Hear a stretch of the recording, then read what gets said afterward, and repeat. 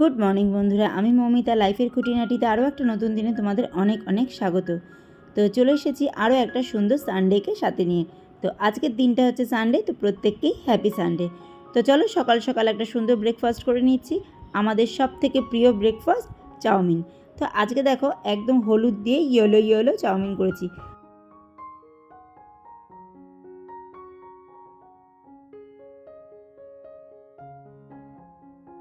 আমার মেয়ের চপস্টিক দিয়ে খেতে খেতে এমনই একটা অভ্যেস হয়ে গেছে যে চাউমিন আর পাস্তাটা ও চপস্টিক দিয়ে খুব সুন্দর খেতে পারে। ওর কাছে একদম ইজি ব্যাপার, আর আমি তো ধরতেই পারবো না চপস্টিকটা। তো আমাদের একদম ছোটোখাটো সুন্দর একটা পরিবার, আমরা সবাই একসাথে ব্রেকফাস্ট করতে বসে পড়েছি। পরিবার ছোট হোক বা বড় হোক, দিনের যে কোনো এক টাইম অন্তত সবাই একসাথে এক জায়গায় বসে খাওয়া দাওয়াটা কমপ্লিট করা খুব খুব দরকার। একটা সুস্থ স্বাস্থ্যকর পরিবার গড়ে তোলার কিন্তু এটা প্রধান উপকরণ হচ্ছে একসাথে বসে খাওয়া দাওয়াটা কমপ্লিট করা, সেটা যে কোনো টাইমই হোক, ব্রেকফাস্ট হোক, লাঞ্চ হোক, ডিনার হোক। তো চলো, এইদিকে আমাদের তো ব্রেকফাস্টটা কমপ্লিট হয়ে গেছে, আর হাতটা দেখে বুঝতেই পারছো কর্তামশাই এখানে কাজে লেগে পড়েছে। আজকে আর আমি বলিনি যে কোনো রকম কোনো কিছু হেল্প করতে হবে, দেখলাম নিজে থেকেই জানালার গ্রিলগুলো একটু ভেজা ন্যাকড়া দিয়ে মুছে দিচ্ছে। আসলে আমাদের আশেপাশের দুদিকে দুটো বাড়ি হচ্ছে, সেই বাড়ির বিভিন্ন রকম কাজকর্মের জন্য আমার নিজের বাড়ি ধুলোর একটা আবরণে একদম ঢেকে গেছে।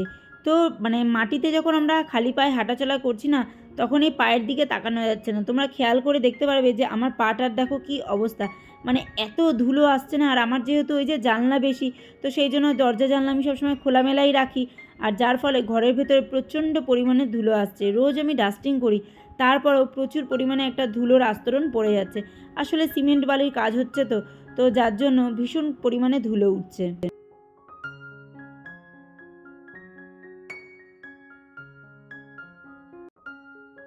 তো আজকে ঘুম থেকে একটু দেরি করেই ওঠা হয়েছিল, তো উঠে সবার আগে ব্রেকফাস্টটা কমপ্লিট করে নিয়েছি। তারপরে এসে গেছি এদিকে বিছানাটা তুলবো, বিছানা তুলে আর যা বিভিন্ন কাজকর্ম আছে সেগুলো সারতে লাগবো। রবিবার মানে ছুটির দিন, কিন্তু ছুটির দিন হয়েও কিন্তু একটা ব্যস্ততম দিনে পরিণত হয়ে যায় এই রবিবারটা। যে যেমনই কাজ করুক না কেন, রবিবারে মনে হবে এক্সট্রা কিছু কাজকর্ম কমপ্লিট করেই রাখি। তখন সপ্তাহের অন্যান্য দিনের যে রুটিনটা থাকে সেই ধারাবাহিকতা থেকে আমরা একটু অন্যরকম মুডে চলে যাই। তখন কিন্তু কাজটা আমাদের অনেকটাই বেড়ে যায়, আর তার সাথে সময়টাও লেগে যায়। তো হয়ে গেল না, রবিবার মানেই একটা ব্যস্ততম দিনেই পরিণত হয়ে যায়।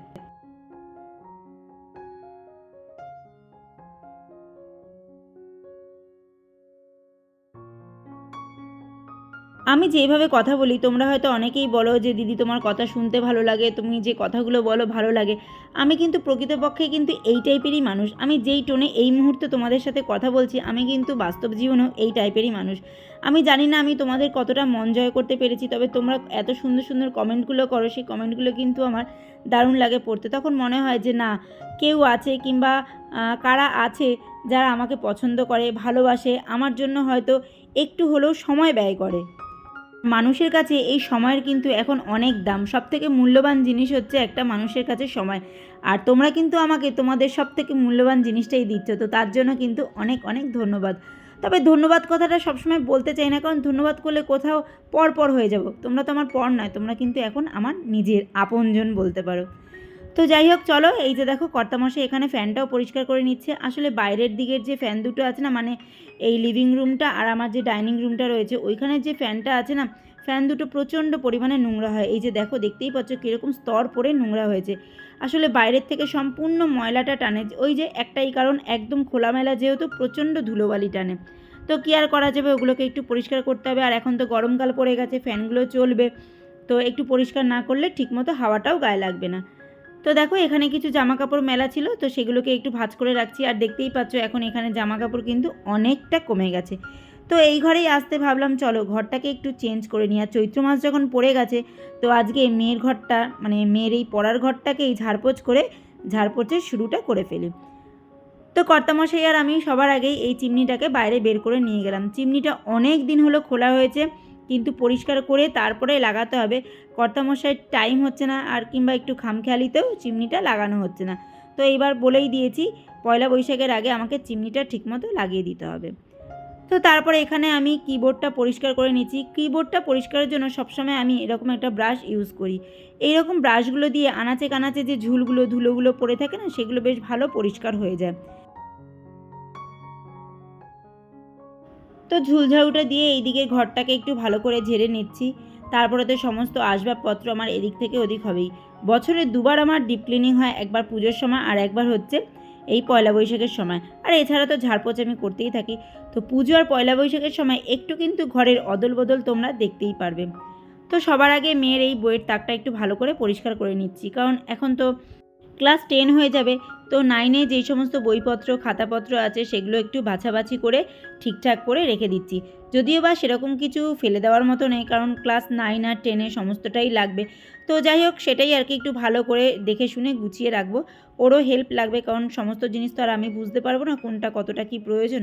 তো এখানে বইয়ের তাকটা আগে ভালো করে আমি ঝেড়ে পুছে নিয়ে নিলাম।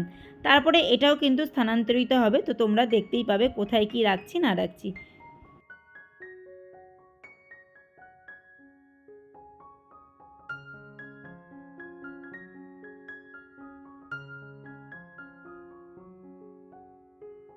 এখানে যে সমস্ত বইগুলো এখন খুব একটা লাগবে না, সেই বইগুলোকেই আমি একটু মুছে টুছে এই তাকে রেখে দিচ্ছি।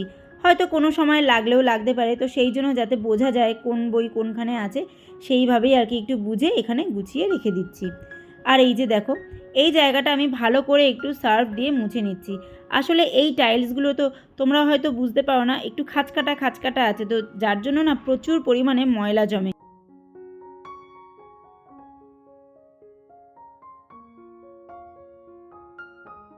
তো এখানে মেয়ে কিছু বইপত্র বেছে টেছে দিয়েছে, সেগুলোকে এখানে সুন্দরভাবে গুছিয়ে রেখে দিচ্ছি। কোনটা কখন লাগবে আগে পরে সেই হিসেব করে সমস্ত কিছুই আর কি পরপর গুছিয়ে এখানে রেখে দিলাম। এই টাইলস যখন আমি লাগিয়েছিলাম তখন আমার মেয়ে অনেক ছোট, যদি মেয়ে পড়ে যায় স্লিপ কেটে, তো সেই ভয়ে না যে একদম তেলতেলে যে টাইলসগুলো ওগুলো লাগাইনি, একটু এরকম টাইলস লাগিয়েছিলাম যাতে আর কি স্লিপটা কম কাটে। কিন্তু তার শাস্তি আমাকে এখন ভোগ করতে হচ্ছে। ভীষণ পরিমাণে এই টাইলসগুলোতে ময়লা জমে, আর সেগুলো যদি পরিষ্কার না করে দাও না, তাহলে দেখতে ভীষণ বাজে লাগে। তো এই যে দেখো, মেয়ের বইয়ের তাকটা এখানে রেখেছি, ট্রাঙ্কের দিক দিশা পাল্টে দিয়েছি, আর এই যে গদিটা আবার এখানে পেতে দিয়েছি। আমার এই ঘরটা কিন্তু এখনও সাজানো গোছানো কমপ্লিট হয়নি, এখনও ইনকমপ্লিটই রয়েছে। এখানে অনেক কিছু অ্যাড হবে, যখন হবে তখন তোমাদের সাথে আস্তে আস্তে সমস্তটাই শেয়ার করব। আর তারপরে একদম ফাইনাল লুক দেখাবো। তবে এইভাবে রাখতে জায়গা কিন্তু অনেকটা বেড়ে গেছে। তো ঘরের খানিকটা কাজকর্ম করে চলে এসেছি রান্না করতে। অলরেডি ঘড়ির কাঁটা 12টার ঘর পার করে গেছে। তো চলো এখানে চিকেনটা করে নিই। আসলে আজকে চিকেন আর ভাতই করব, কারণ আগের দিনে যে মাছের ডিমের তরকারিগুলো করেছিলাম সেগুলো অনেকটাই আমার রয়ে গেছে। তো সেই জন্য তাড়াটা কমই ছিল। তো কর্তামশাই বলেইছিল যে একটু মাংস নিয়ে আসি, মাংস আর ভাত করে ফেলো, কারণ সমস্তটা নিজে হাতে করতে হবে। তো তো এদিকে ওদিকে দুদিকে সামলাতে গেলে পেরে উঠবো না। তো সেই জন্য একদম সিম্পল চিকেন আর ভাত করব। আর আজকে চিকেনটা না আমি একদম কাঁচা লঙ্কা দিয়ে করেছিলাম, একটুও শুকনো লঙ্কা দিইনি। তো দেখতেই পাচ্ছ এখানে পেঁয়াজ, আদা, রসুন, কাঁচা লঙ্কা সমস্ত কিছু একবারেই এখানে পেস্ট করে নিয়েছিলাম।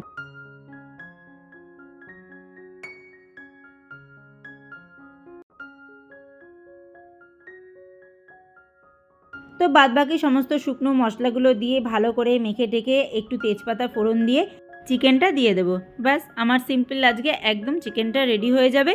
তো গরম গরম চিকেন আর ভাত খেয়ে নেবো, ব্যাস হয়ে যাবে আজকে আমাদের দুপুরের লাঞ্চ।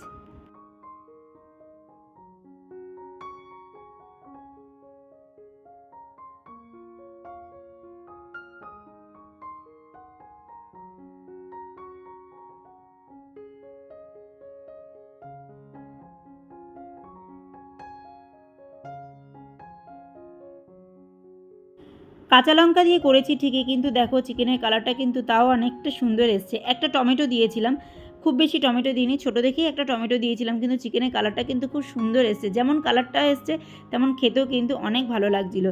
মেয়ে তো দুপুরবেলা খেতে বসে বললো আজকে রাতে আর ভাত খাবো না, এই চিকেনটা দিয়ে একটু রুটি খেতে ইচ্ছা করছে। তো কর্তামশাই রাত্রেবেলা রুমালি রুটি নিয়ে এসেছিলো, সেই দিয়েই আর কি চিকেন দিয়ে রুমালি রুটি দিয়ে ডিনারটা সারা হয়েছে।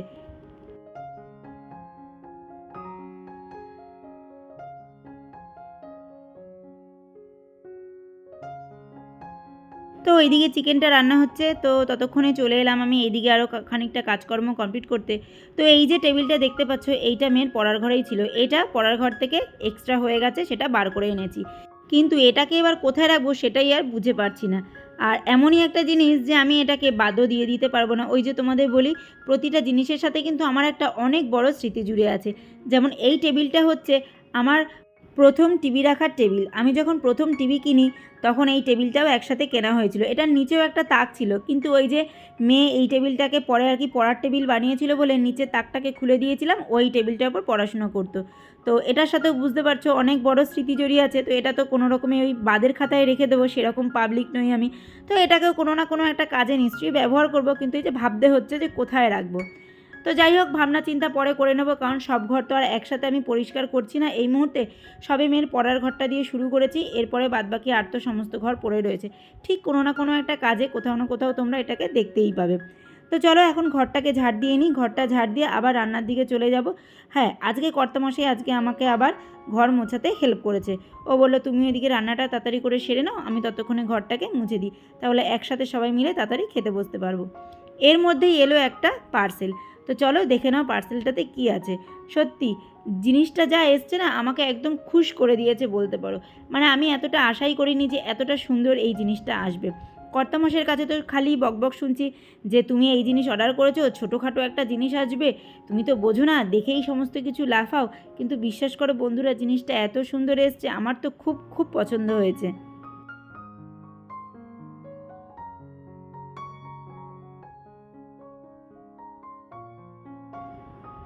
তো মেয়েও এক ঝলক দেখে বলছে বাহ দারুণ এসছে। তো দেখো এখানে এসছে 4টে আর্টিফিশিয়াল ট্রি, মানে সাজানোর জন্য। তো এই 4টে 135 টাকা নিয়েছে, আমি মিশো থেকে এনেছি। তো জিনিসটা এত সুন্দর এসছে আমি ভাবতেই পারি না। আমি ভেবেছিলাম হয়তো অনেক ছোটোখাটো কিছু একটা আসবে, কারণ সাধারণত বাইরে যে মানে আমার টেবিলে হয়তো দেখেছো, আমার ঘরে অনেক জায়গায় দেখেছো ছোটো ছোটো যেই সমস্ত আর্টিফিশিয়াল ফ্লাওয়ারগুলো এরকম হোয়াইট পটের সাথে আসে, তো ওগুলো মোটামুটি 120 150 টাকা এরকম টাইপেরই দাম হয়। কিন্তু 135 টাকায় 4টে এত সুন্দর এসছে, মানে তোমাদেরকে কি বলবো। হ্যাঁ, সাইজে একটু ছোট, কিন্তু দেখতে দারুণ লাগছে। তোমরা দেখলেই বুঝবে যে এমন কি ছোট, কিন্তু কত ভালো লাগছে দেখতে। আর বোঝোই যে 4টে 135 টাকায় দিয়েছে, তো কি ঠকে গেলাম? ঠকলাম না জিতলাম? তোমরা কিন্তু বলো। আমার তো মনে হচ্ছে ঠকি তো নি, জিতেছি কি না জানি না, তবে ঠকিনি। তো তোমরা কিন্তু অবশ্যই কমেন্ট করে জানাবে যে ঠকলাম না জিতলাম। তো দেখতেই পাচ্ছ কত সুন্দর লাগছে। এই 4টে ট্রি একসাথে 135 টাকা নিয়েছে।